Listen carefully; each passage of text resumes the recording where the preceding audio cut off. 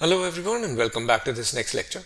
So in the previous lecture I had talked about the target students of this course and who would benefit most from this course and who it would be recommended should not take this course. Now in this lecture I'm going to talk about the requirements for this course because this is a hardware course and not only do you need some of the software which can be downloaded for free, but you also need to purchase some hardware components. Now, if you have taken my previous microcontroller courses, some of these hardware components will already be with you. If this is your first course, then in that case, you might want to watch this video to purchase all the components needed in order to complete the experiments. So, to be able to follow along with this course, it is highly recommended that you have your own microcontroller kit which you can program as and how you watch the videos. So when you're watching the videos, it is also recommended that you program along with me rather than simply watch the videos. So this course will cover not only theory, but it will have live coding sessions where I will be sharing my screen as I write programs and build up projects, and I will also show the video of the kit, that is the development board, which is the Nucleo G474 development board with the microcontroller, and we'll be showing you different waveforms and also visual effects such as glowing LEDs and flashing LEDs.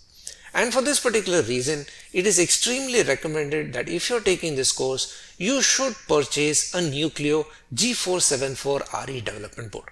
Right? So get your own kit of this rather than just watching the videos, because once you have this kit and also the other hardware components, you can do the experiments along with me. Now the good news is that this particular development board is extremely affordable and can be purchased directly from STM, that is ST Microelectronics, or from other vendors as well.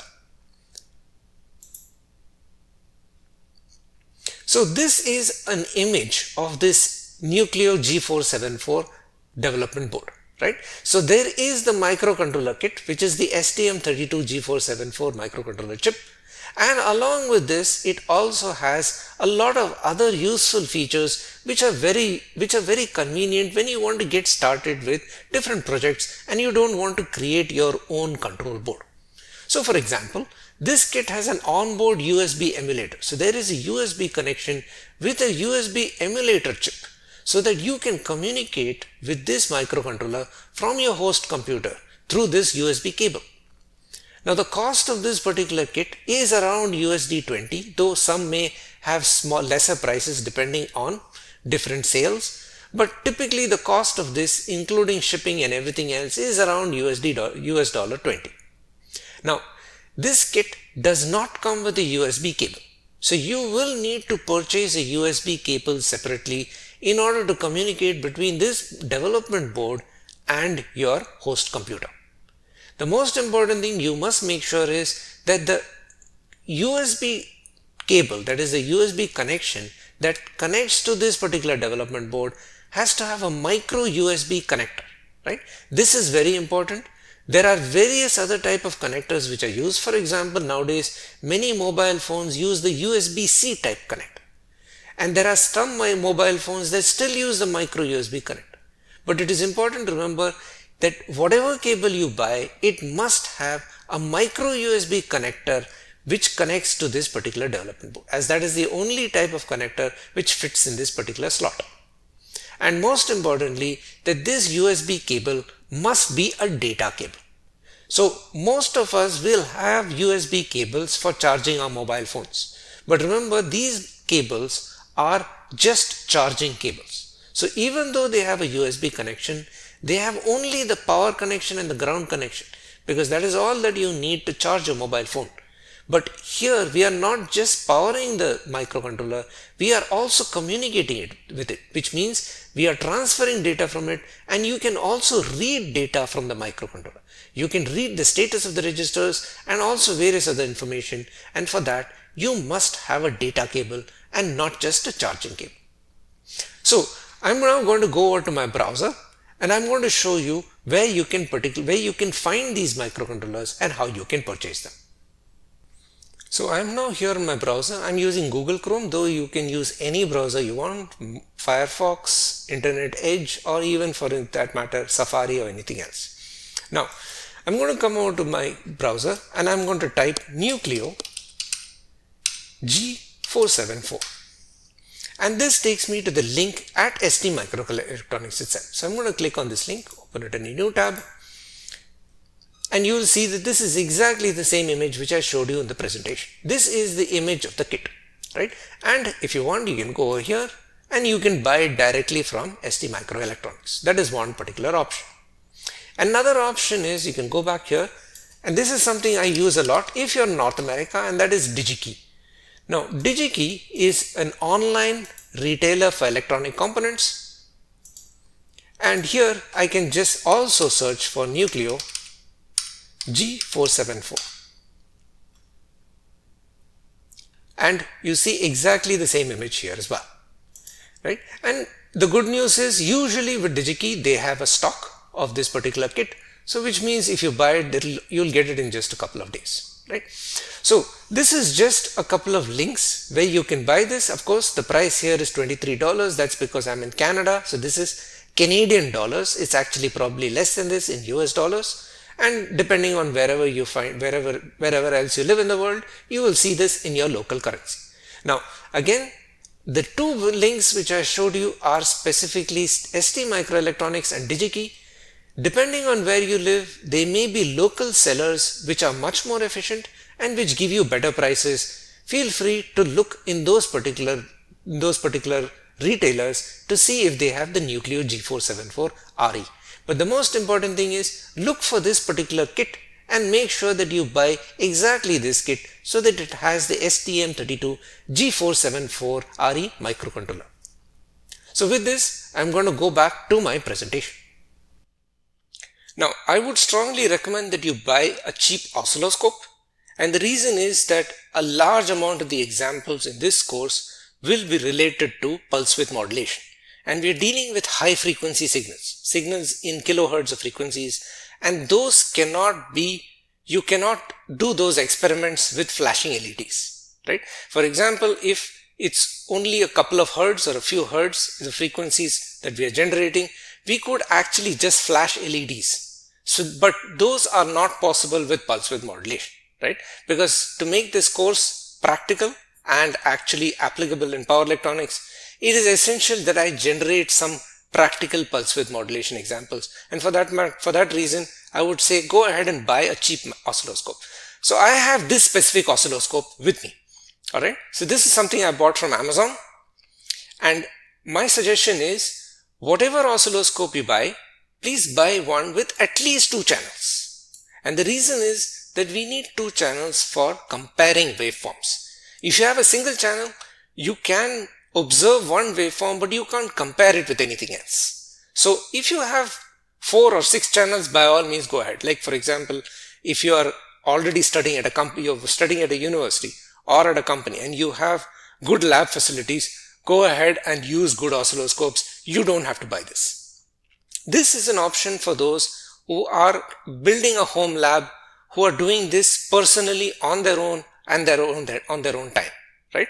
This one costs around $50 USD. I bought it from Amazon, and I'll show you that link very soon. Whichever oscilloscope you choose to buy, please buy one with at least 10 megahertz bandwidth. All right. The reason is that we will be generating frequencies, PWM frequencies, up to around 10 megahertz, around 10 kilohertz, sorry. We'll be generating around 10 kilohertz because we are talking about general switching frequencies for power converters, right? And look for something which is around 50 megasamples per second, right? In terms of its own sampling frequency, because otherwise you will end up with very granular waveforms which don't really look good, nor do they actually give you an understanding of how things work, right? So look for at least 2 channels. Look for something with at least 10 megahertz bandwidth and at least 50 megasamples per second, right? Now, this one has a signal generator, but you do not need a signal generator, right? In this course, I will not be using a signal generator or a DC power supply or anything else. The signals will be generated using the microcontroller itself, right? For those examples where you need a different kind of waveform, I will be showing you how you can actually create those waveforms using your microcontroller, right? So you do not need a signal generator. So do not, if you have an oscilloscope with a signal generator, by all means use it. But I would say do not bother with signal generation when you are looking for an oscilloscope. You just need 2 channels, 10 megahertz bandwidth and 50 megasamples per second. Now I'll go over to the Amazon website and I'll just show you how to look for some oscilloscopes. So I'm back on my Chrome browser and I'm just going to type Amazon. Alright, finally decided I was not a robot. So anyway, let me come and look for low cost oscilloscopes. Alright, and here you will get some low cost oscilloscopes. Now you can actually decrease this cost. I'm going to decrease it all the way up to around 100 because this is Canadian dollars, so therefore that's good enough. And let me click on Glow. So you see some of these will show up. And these are all prices listed in Canadian dollars. Check it out. What's important is, as I said, you must look for something which is at least two channels per second. 2 channels, sorry. So something like this won't do, right? Because clearly it has one single channel, right? And let's come all the way down here. Yeah, this one will do because it has 2 channels and this is actually the one which I have. Again, I'm not endorsing anything. All I'm saying is whatever you choose, look into them and look for something which is at least 2 channels up. Unfortunately, I do not see a way to actually narrow down your search, but you would have to look through and just look for something with 2 channels and the other specifications which I told you, right? There are a few and at different, like for example, this is probably more than even that. But anyway, as I said, more channels are always welcome, but do not buy one with only a single channel. That won't work. Like something like this with a single channel will not work because you cannot compare signals. And later when we actually work with pulse width modulation and we are looking at phase shift control, then you will not be able to observe the phase difference between waveforms. Now I'm going to go back to my presentation. So I'm back in my presentation, and besides the oscilloscope, we also need a few more components. So for example, I would recommend that you buy maybe 1 or 2 solderless breadboards, and I'll go over and show them as well. This is very good for connecting auxiliary circuits, right? So for example, I will be showing you how you can connect LEDs to your GPIO pins. You can flash the LEDs, you can turn them on, turn them off, and these are quite useful even in power electronic applications because you can use these pins to control, number 1, LEDs for display, like you want to show to the user that there is an overcurrent error, overcurrent fault or an undervoltage fault, or sometimes even you want to use it for control, like you want to use it to turn off a relay, which in turn controls a contactor, right? So you want to disconnect your converter from the grid. Then you can use these GPIOs for that purpose. And this way, using these breadboards, we will play around with some small circuits. So the cost of these solderless breadboards is around $5, right? Around about. Now, you should buy a small roll of wire, and I would recommend around 22 AWG. This is necessary for small connections, making connections on your breadboard, making connections from your microcontroller kit and other places, things like that. Again, a small roll of wire is probably around $5. Again, you will need a wire stripper or cutter because quite obviously you do need to strip these wires, you need to cut them and things like that. So please, you will need a wire stripper or cutter. Now, I will use a few resistors in this course. The most common, I will use only one resistor, and this is a 2 kilo ohm 0.25 watt or quarter watt 1% resistor, right? You can buy just a few of these. I would say buy around 4 or 5 of these, or if you want, I will show you very soon on Amazon, you can buy a small box for just around US dollar 10. So this small box will have a resistor collection from like 1 ohm all the way up to 1 mega ohm, and maybe each value is around, you have around 10 of each, right? So that's pretty good to start a home lab. Now you will also need 2 electrolytic capacitors, right? This is when I am describing how to use the analog to digital converter, we will be converting a digital signal to a kind of an analog signal. We'll be creating a sawtooth waveform, and we'll be feeding that sawtooth waveform to the analog channel, right? So for that we need two electrolytic capacitors, 10 microfarad and 22 microfarad, right? So you can buy only these if you want, 2 kilo ohm resistor and 10 microfarad and 22 microfarad electrolytic capacitors, and the voltage rating should be around 25 volts, because after all we are working with a microcontroller with max 5 volts, right? So anything more than 5 volts will do. If it can even buy like 12 volts or 15 volts, no problem. You can, however, also buy a small box of electrolytic capacitors for around $10, and I'll show you that on Amazon also. This is if you want to set up a small home lab and you want to play around with electronic circuits, such a box can be useful. Again, they have electrolytic capacitors from 0.1 microfarad all the way up to 1000 microfarad. Now, you will need a few jumper cables, and these jumper cables are necessary for making connections from your microcontroller kit to the breadboard. You need around 5 of 10 of these. I would say around 5-6 of these will also do. But you can buy a small bunch, a small box for around $5. So now I'll go again to Amazon and show you where you can buy these. So I'm back on my Amazon website. I'm going to go up and now I'm going to search for all those things which I said. So the very first thing is solderless breadboards. Yeah. So this is the second one.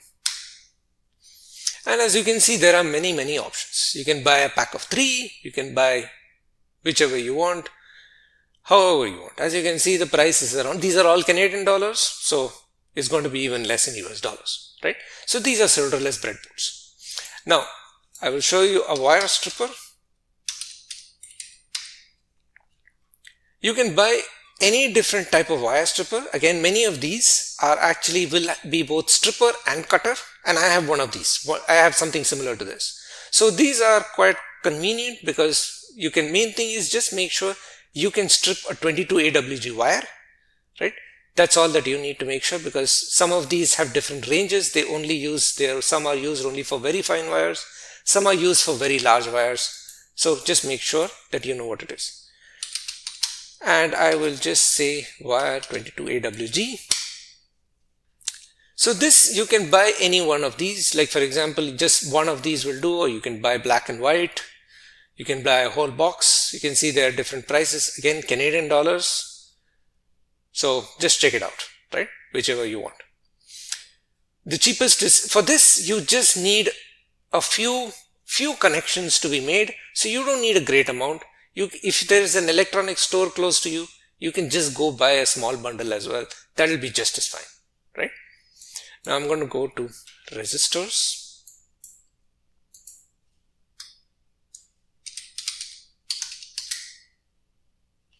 So again, as I said, you can buy a small box, right? The main thing is try to buy 1% resistors. Don't buy 5% resistors, right? Because 1% resistors means the error, the tolerable error is just 1%, and that's usually better, especially when you start using small values, resistors of low value. 5% can actually be a fairly large error, right? So choose 1% resistors. You can choose any of these. Like for example, this is an entire assorted kit from 1 ohm all the way up to 3 mega ohm, right? But look at the prices. These are all Canadian dollars. This in US dollars is around 10, right? We need only one, which is around 2 kilo ohm. Even if you use 2.2, that's also okay. If you have, again, if there's an electronic store close to you, just walk over and buy just a few resistors. That will also do. So now that resistors is done, I'll talk about capacitors.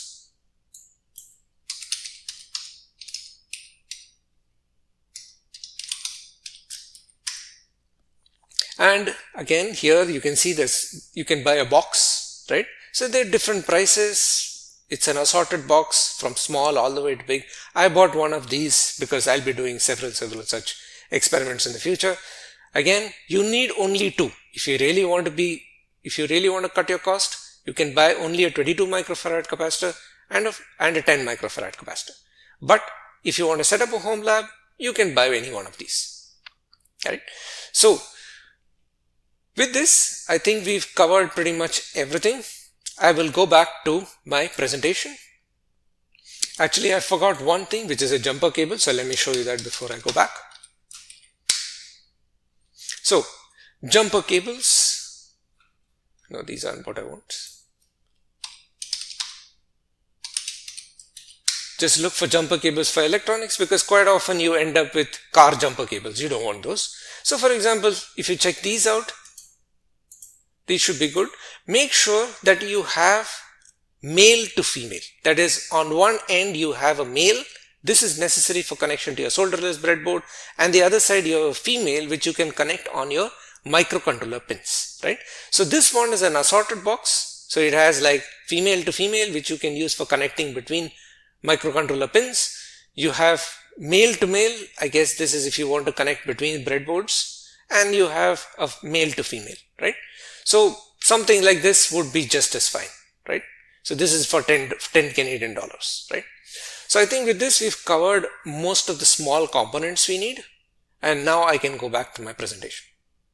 So I'm now back in the presentation, and with this I would like to say that this purpose of this particular lecture was to describe all the components that are needed for this course, right? Now, unfortunately, since it is a hardware course, it is necessary to buy some of these hardware components, because that is the only way you can conduct the experiments along with me and see the results of these, right?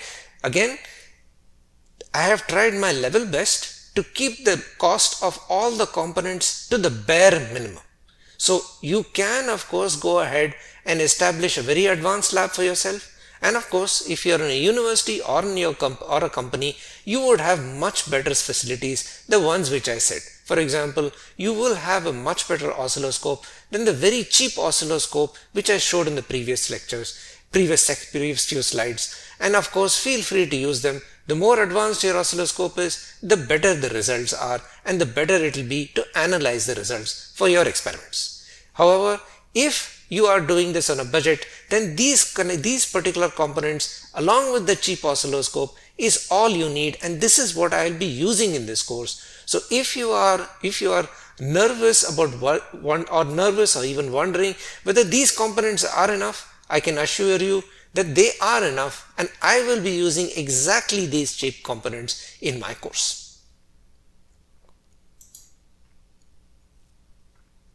And finally, a few other requirements, not really hardware related, but again, as I said, I will be using primarily C programming for this course, right? There are various ways to program microcontrollers, and especially STM32 microcontrollers, but in this course I will be using C programming.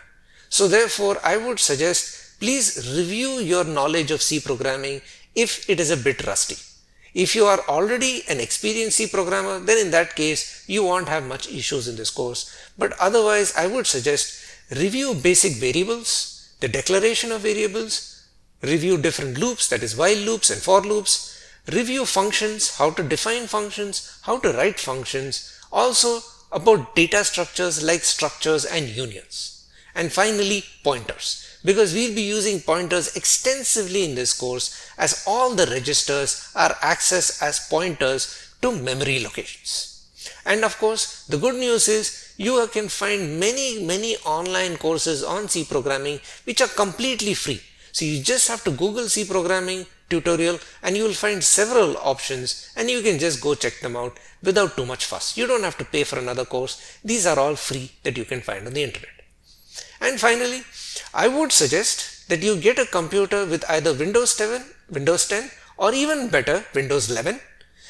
This course theoretically can be done on a Linux machine or a Mac OS. So therefore, remember the STM32Cube IDE, which I'll be talking about in the next section soon when we start installing it, can be installed not only in Windows, but it can also be installed in Linux and Mac OS. However, my suggestion is, if you're doing hardware, and especially in the beginning, I would suggest choose a Windows machine rather than a Linux machine or a Mac OS machine, because many of the drivers, especially the drivers for embedded systems and microcontrollers, are not very well maintained in Linux or Mac OS. So therefore, Windows is recommended, especially in the beginning, as then you don't have to fight with the drivers. You can just focus on programming and creating projects for your power electronic applications.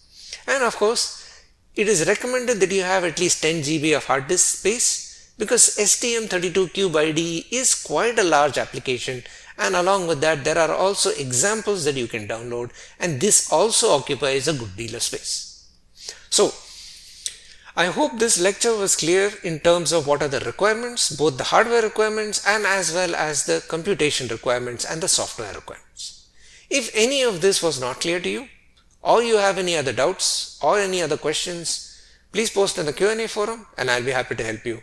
Otherwise, I will see you in the next lecture where I will give you some tips on how best to complete this course. Thank you so much for listening and see you soon. Goodbye for now.